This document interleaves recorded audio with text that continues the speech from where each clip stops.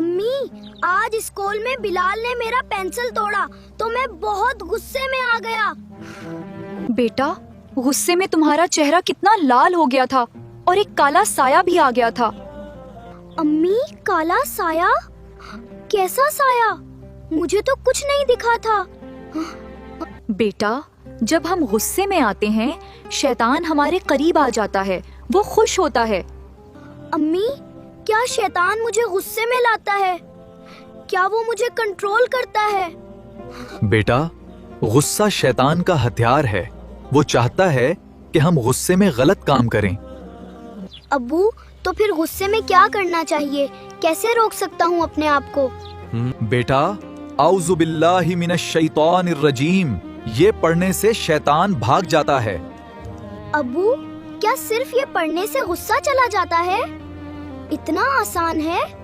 بالکل بیٹا، بیٹھو، پانی پیو یا وضو کرو، غصہ خود چلا جاتا ہے۔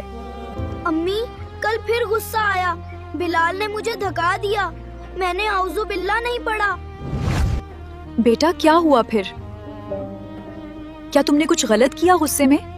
امی میں نے بلال کو بھی دھکا دے دیا اور استاد جی نے مجھے ڈانٹا، بہت شرمندہ ہوں۔ بیٹا یہی تو شیطان چاہتا تھا، غصے میں غلط کام کرو اور پچھتاؤ بعد میں۔ ابو آج بلال نے پھر مجھے چڑھایا پر میں نے اعوذ باللہ پڑھا اور غصہ چلا گیا۔ ماشاءاللہ بیٹا، آج تم نے شیطان کو ہار دی، اعوذ باللہ نے اپنا کام کر دیا۔ امی جب میں نے اعوذ باللہ پڑھا تو کالا سایہ چلا گیا اور دل کو سکون آیا۔ ماشاءاللہ، میرا بیٹا جو غصے پر قابو پاتا ہے وہ سب سے بڑا بہادر ہوتا ہے۔